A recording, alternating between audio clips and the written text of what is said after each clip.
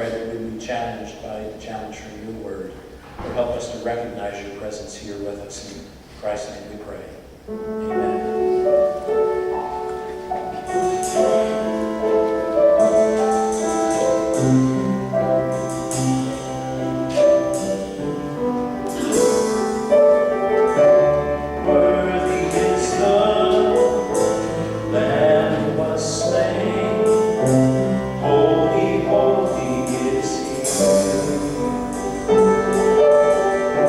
Sing a song to him.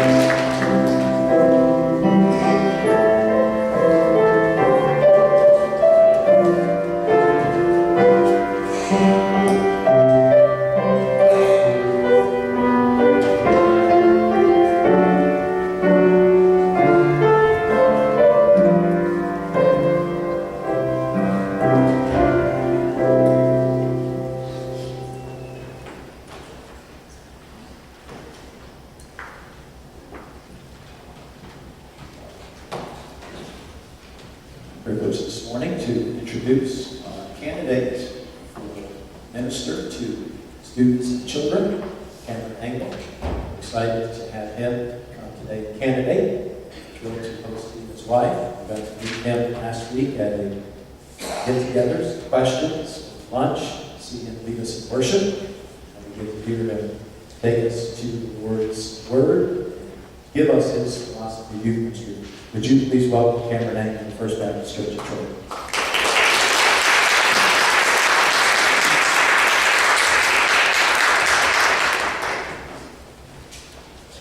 Well, good morning, everyone. How you doing? Good morning. Good. Glad to hear it. Chelsea and I want to first of all give a big thanks to everyone who has hosted us and given us free food. It showed that you're a true Southern Baptist, so we appreciate that very much. But big thank you to everybody who's towed us around, showed us this, showed us that. It's been a pleasure to meet everyone. So since I am candidating for the youth ministry and the children's ministry position, I thought it would be very fitting to share with you what I believe the Bible shares with us about how to raise a child, what is youth ministry, what student ministry is supposed to look like. If you want to, go ahead and turn on over to Deuteronomy 6. It's going to be a minute till we get there, but as you're turning, I'm going to say a little prayer for us real quick, okay? Heavenly Father, we love you so much. God, we come here before you. God, we simply ask for your will. Is that your will for my life, your will for this church? God, we want both of us to flourish so that your gospel will be shed. God, we love you so much. It's in your holy, precious name we pray. Amen. All right. So we are going to talk about family ministry this morning. First, something I have learned in life. Okay? Don't go snipe hunting. Is there anyone in here that knows what I'm talking about? If you've heard of snipe hunting, raise your hand real quick. Oh, yeah. Is there anyone who hasn't heard of snipe hunting? All right, if you haven't heard it, we'll go snipe hunting after the service, okay? And I'll show you what it's all about. So, snipe hunting is pretty much right here. It's whenever you have a group of people who want to play a prank on someone. You tell them you're taking them snipe hunting. You take them out into the middle of the woods or a field looking for a snipe or a really small type of bird, right? You tell them they have to do something super goofy, super silly to attract the bird and then catch it normally in a paper bag, right? So I had started college at North Greenville University. Right before classes started, I actually went for, I made a really big singing group. It was a really big deal for me at that point. Got a cool little scholarship with it. And so met some of the older guys in that singing group who invited me to go out. Okay, so these are juniors, seniors in college, and I'm this little freshman. Only been there for 3 days. They invited me to go out and hang out with them that night. And I think the moon has been hung. It was awesome. It was like, absolutely, let's go hang out. Whatever you want to do, I'm all about it. So they're like, we're going to go to Waffle House. I love Waffle House. I think Jesus had plans whenever he made the world to make Waffle House. I think it's great. So they said, let's go. We're going to go snipe hunting. Have you ever heard of that? I was like, no, I've never heard of that. They're like, sweet. So let's go. So we go snipe hunting. Obviously, who's the one that's going to be the hunter? The idiot, right here. So I'm getting ready, and they tell me all these things that I have to do, okay? Have you ever, to attract this snipe, have you ever seen finger cymbals? Yep, that's what I was wearing. So I had finger cymbals and then a whistle. They said, I'm way too tall. I'm going to be very intimidating for a snipe. So I had to bend down and duck waddle around these woods, get this little finger cymbals, and gently blow in the whistle. It didn't dawn on me that what bird makes that sound, right? And so it took me, I was dedicated. I was going to find a snipe, even if they were mythological and an imaginary. It took me 45 minutes. 45 stinking minutes to realize, I guess what? I am an idiot, yeah. So it took me forever. So whenever I finally wised up, I got my phone out, Googled it, snipe hunting, hey, stop doing this, you know. So go back to the car, everybody else got sick of waiting on me. They went to Waffle House. So I had to walk a whole mile and a half all the way to Waffle House. And that was the shortest friendship I'd ever had. Sometimes we can put forth 100% into something. Give it 100% of energy, effort, and still end up with less than desired results. Is that not true? Look at this. Effort can prove useless without what? Without an effective plan. And then if you can, you have notes on your outline, you can follow along as well. Effort can prove useless without an effective plan. And I want to get the wheels of your head turning for a second.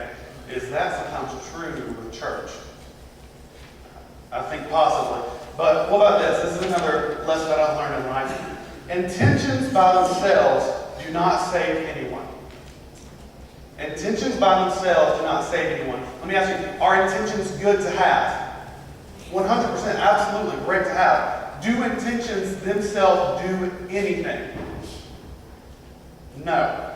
Okay? I work right now at a place called Planet Fitness. Have you ever heard of it? So, we're a workout facility, we're a gym. Someone shout, what do you think the busiest month of the whole year for us is? 100%, absolutely, January. Why is it the busiest month? New Year's resolutions, and we saw plenty of them in January, okay? January 1st alone, we had 110 people sign up. 110 people, that's a lot of faces. By the end of the month, we had a little over 900 people sign up in 1 month. 900 people sign up in 1 month. I looked, but you can pull a report and see how many people come each day. We were averaging, through our words, we were averaging somewhere 1,700, 1,800 people per day coming in. Okay, and working out. Well, we're in March now. It's not January anymore. I pulled the report yesterday. You know how many people came in 2 days ago to work out? 850 people. Compared to 1,800 just a couple months ago.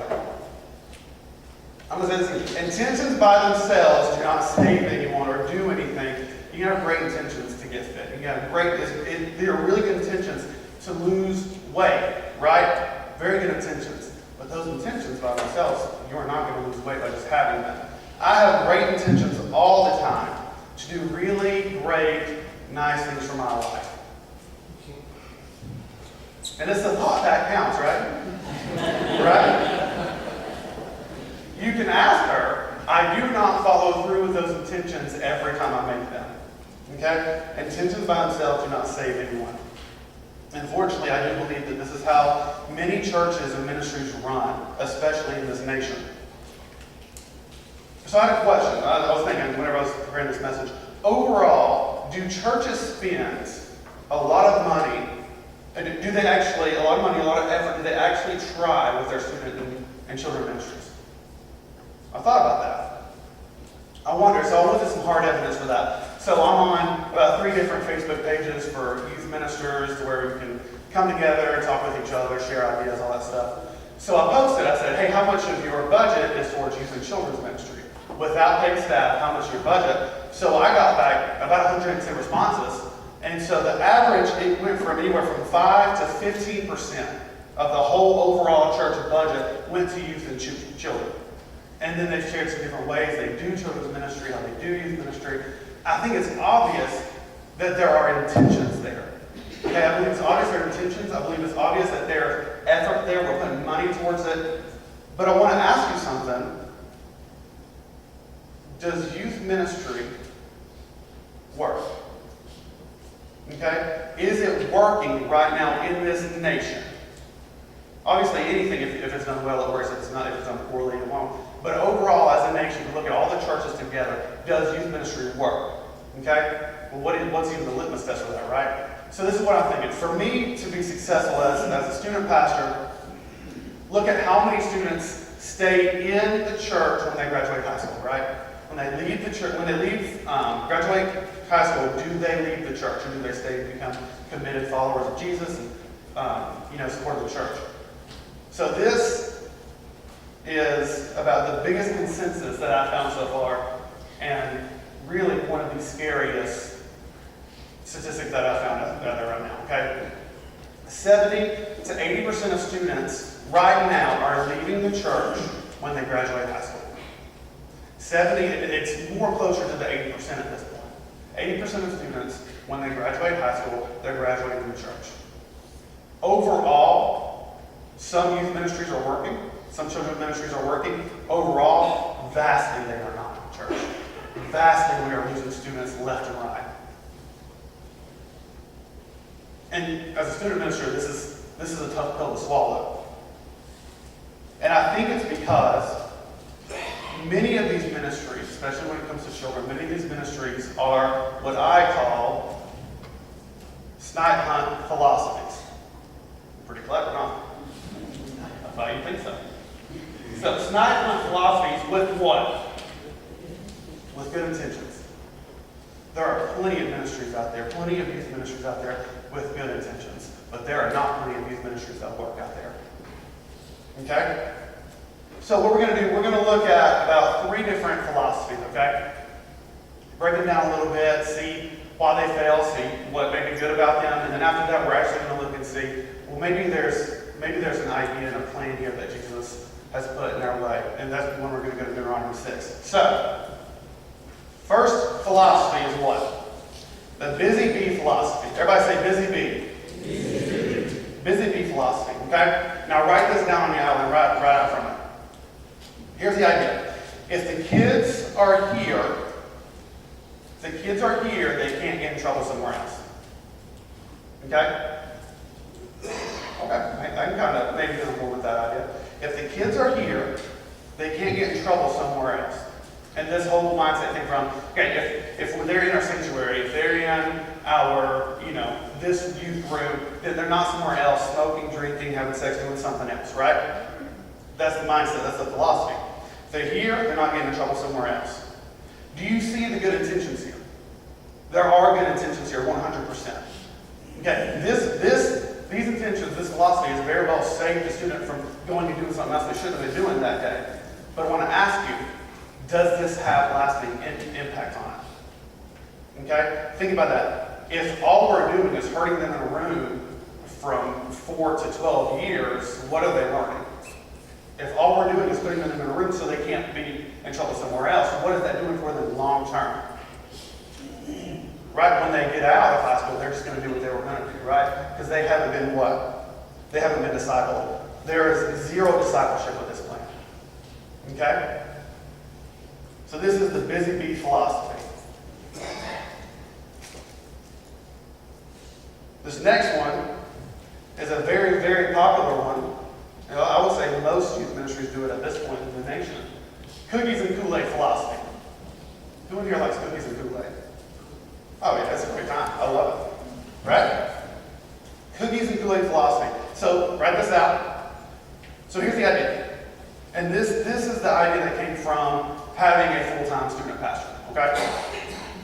Let's pay a guy to play games with the kids and teach them about Jesus. Okay?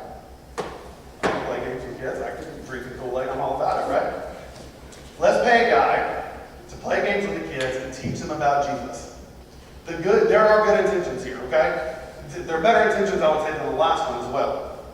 So the good intentions, giving the students a safe place to learn about Jesus from a professional, whatever that might mean, I guess. Right? What's the problem here? Is that there's no partnership with the adults around the students. Right? If the youth pastor is the only one teaching the kids, they're not learning a lot. Right? As a youth pastor, I have never spent more than 3 tops 4 hours with one child in a given week. Never have I ever spent more, unless obviously we go to camp or something like that. But on average, I'm never going to spend more than 3 to 4 hours with a student in any given week. Okay? Compare this to the amount of time. If you're a parent here, raise your hand. Give me, what do you think? How many hours a week do you spend with your own child? The consensus I have normally is too many, right?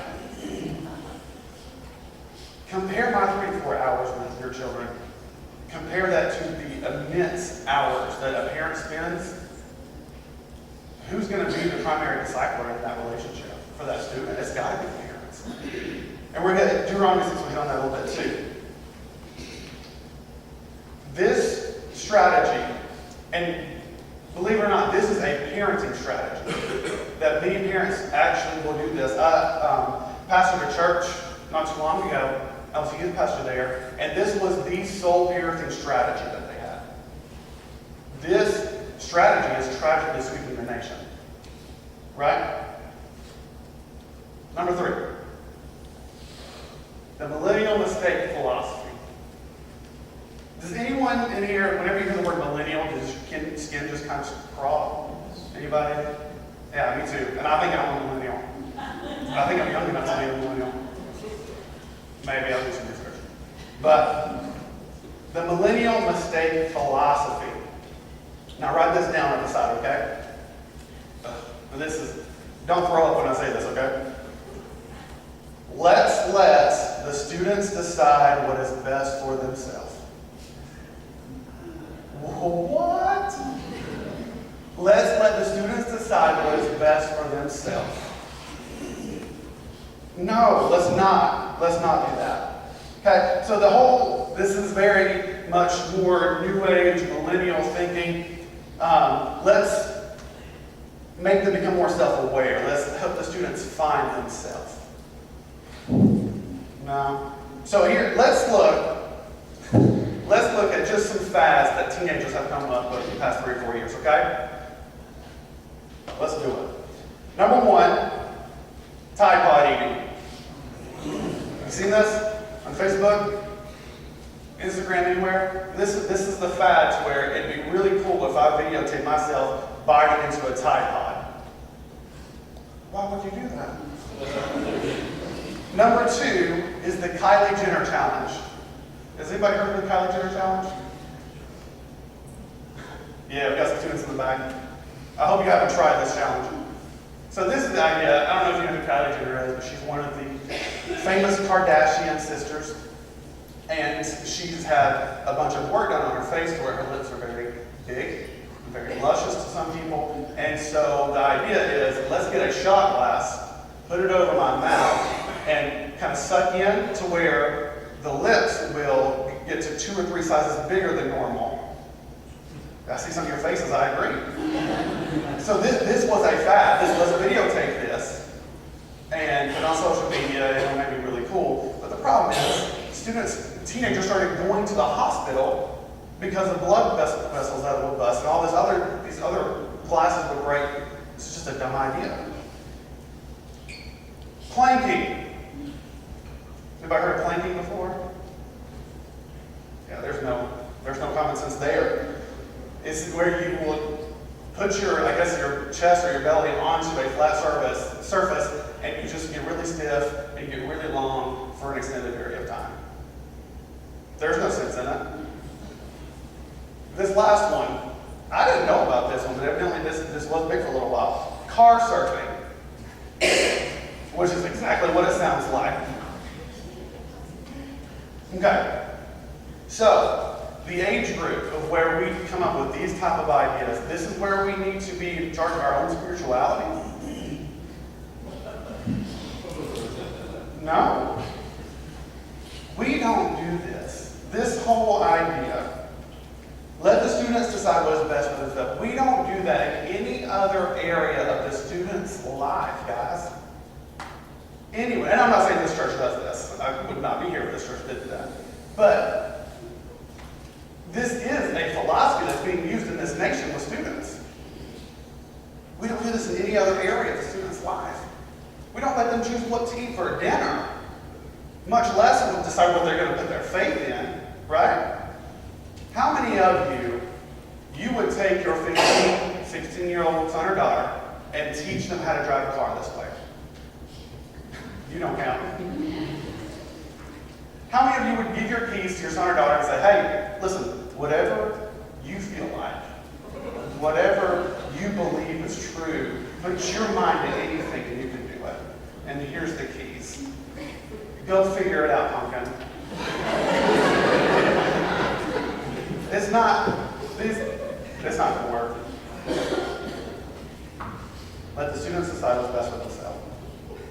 Obviously, that's one that's extreme, but it is, believe it or not, the philosophy of some parents and some pastors out there in this nation.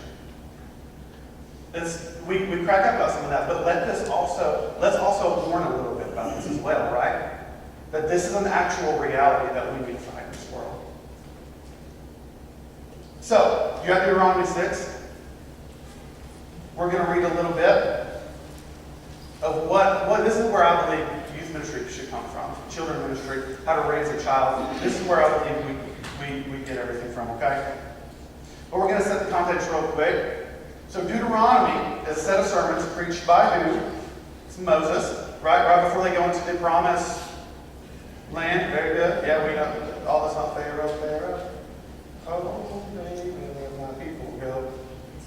No, I didn't. Oh, you're supposed to go, right? They'll be all right. So, this is going to be a set, Deuteronomy is just a set of sermons preached by Moses, okay? This is, we're at Deuteronomy 6, this is going to be his second sermon, okay? Moses' second sermon. And what is he preaching on? Okay? He's pretty much, they just got done wandering in the desert for 40 years, right? And they're at the edge of the promised land, about to go in, and he's begging them, telling them, please don't do what we've done the past 40 years, right? This is our chance to get into the promised land. Last time we messed up, we lost a whole generation, can't go into the promised land this time. Let's actually listen to God this time, obey Him, obey His commandments, follow Him, trust Him, right? And he just got done with the 10 commandments, right? The chapter right before this. So, we get into chapter 6. He just talked about the greatest commandment of all, which is love the Lord your God, right? So, now we're at here, Deuteronomy 6. Now, you're going to catch up with me at verse 4, but I do want to set it a little bit more, so I'm going to start with verse 1. So, you can check up here whenever you get to verse 4, okay? These are the commands, decrees, and laws the Lord your God directed me to teach you to observe them in the land that you are crossing the Jordan to possess, so that you, your children, and their children after them may fear the Lord your God, and as long as you live by keeping the decrees and commands that I give to you, so that you may enjoy long life. Hear, Israel, and be careful to obey, so that it may go well with you, and that you may increase greatly, and the land flowing with milk and honey, just as the Lord, the God of your ancestors, promised you. Verse 4. Hear, O Israel, the Lord our God, the Lord is one. Love the Lord your God with all your heart, with all your soul, with all your strength. These commandments that I give you today are to be on your heart. Impress them on your children. Talk about them when you sit at home and when you walk along the road, when you lie down and when you get up. Tie them as symbols on your hands and bind them on your foreheads. Write them on the doorframes of your houses and on your gates. This is very, very different than the millennial strategy or any of the other strategies we heard earlier, isn't it? Here's the correct youth ministry philosophy. I believe the correct youth ministry philosophy. Family ministry. Okay? And we're going to look at it a couple of different ways with family ministry. And this is pretty much what he's saying to us. Teach your children as you walk through life with them. Write that down for me. Teach your children as you walk throughout life with them. Teach them while you're beside them, living next to them. Notice this, okay? Moses does not command that you put your child in an organization to teach them for you. Very different than what we were talking about earlier, isn't it? Moses does not command that you put your child in an organization to teach them for you. Simply teach them about Jesus as you go throughout life. This is also called what? Discipleship. Right? This is also called discipleship, and its truest form. This is something many churches have lost, and it's very evident with the statistic that we looked at earlier. Something that many churches have lost, and we've tried to make discipleship a classroom. And it's simply not, is it? Discipleship is a we live together and we teach each other while we live together type of thing. As we can read Deuteronomy 6 over and over again. Live with each other and disciple each other. It can't be a simple classroom setting environment, can it? So we're going to break this verse down a little bit to these verses. Now, we've got to ask the question. If we are going to teach the children while we are beside them, who's the one that's going to be teaching them, right? So let's go back to verse 7. Okay, verse 7. Impress them on your children. Talk about them when you sit at home and when you walk along the road, when you lie down, when you get up. Tie them with symbols on your hands and bind them on your foreheads. Write them on your door frames of your houses and your gates. So who's going to be the primary spiritual leader in your child's life? It's got to be the parents. Right?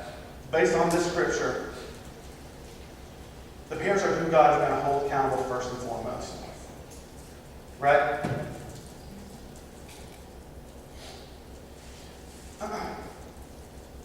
I, as a student leader, cannot be the primary spiritual leader in the students' lives. If I attempt this, then I'm trying to take away the responsibility, the honor, and the blessings that the parents are called to receive. A really good example of this is going to be Timothy. This is going to be Timothy. And actually go to, or you can just look at the screen, 2 Timothy 1:5. I'm reminded of your sincere faith. Okay, so this is Paul talking to Timothy, talking about his upbringing. I'm reminded of your sincere faith, which first lived in your grandmother Lois and your mother Eunice, and I'm persuaded now lives also in you. Even though Paul taught Timothy many different things, Paul was this amazing preacher, I don't even know how many churches he planted. He went on 3 different missionary journeys, planted all these churches, discipled all these different people. Incredibly intelligent, very strong believer. Okay? Now, Paul taught Timothy so many different things, and he even called him his spiritual son. But let me ask you something. Who was Timothy's primary spiritual role model? His mother Eunice.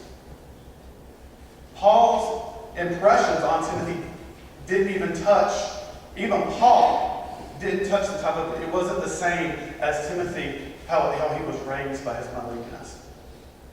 I never thought about that until I really read the scripture and thought about it. That's crazy, isn't it? Even Paul didn't have the same impact that Timothy's own mother did. Now, does this mean the parents should disciple alone? Should the parents be doing this alone? I don't believe so. I believe that's part of the reason why we have a church, right? Now, let's go back. We're actually going to go back to verse 4. Go to verse 4 real quick, okay? Hear who? Does it say here, parents? Hear everyone who has a child. It says, hear, O Israel. Who is Israel?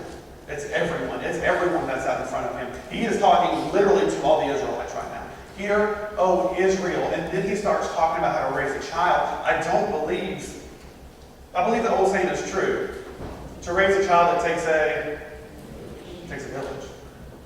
A lot like Israel, right? So no, I don't believe they're called to raise children by themselves.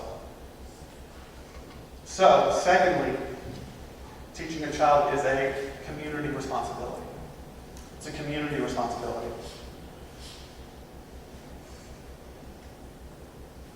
3 John 1:2. I thought this was pretty cool. So this is John. Okay? This is John. He's writing to this guy named Gaius. I think that's how you pronounce it. I'm not sure. Gaius, but he's talking a little bit about the shipment that he was talking about, but he's also referring back to 1 John as well. So, let's read it. Dear friends, he's talking about Gaius, I pray that you may enjoy good health and that all may go well with you, even as your soul is getting along well. It gave me great joy when some believers came and testified about your faithfulness to the truth, telling how you continue to walk in it. I have no greater joy than to hear that my children are walking in the what? In the truth. I have no greater joy than to hear that my children are walking in the truth.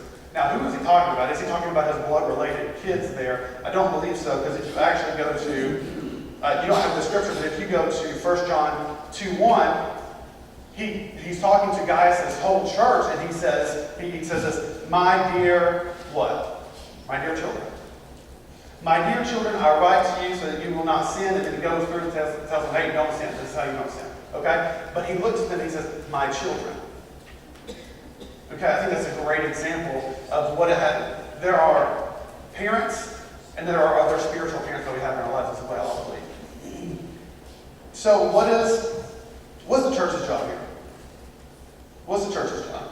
Number one, to support the parents in their massive endeavor to disciple their own children. And I gotta say, I don't know that it's ever been as hard to raise a child than it is today. Just looking at different stuff, researching. I mean, media has changed raising a child, has it not? Media has drastically changed raising a child, even from 15, 20 years ago, guys. It's crazy how different it is to raise a child today. Number one, support the parents. Number two, raise the spiritual orphans. And boy, are there plenty of them. The special sauce of this family ministry philosophy is that everyone, church members and parents, are working together as one unit, as one family, to raise the children to become active members of the church and to make disciples. I truly, truly believe that when we see the church partner with parents, we will see the statistic of 80% of students leave the church. I think it's going to completely reciprocal itself and flip upside down. I think, and I believe it's possible, that we will live in an era, in this world, that we see 80% of our students staying in the church, becoming disciple makers themselves, and being a vital part of the church. That's specifically what my goal is in youth ministry, is to see that statistic fall on itself. Church members and parents are working together, just like they did in Deuteronomy 6, just like I believe we are called to do.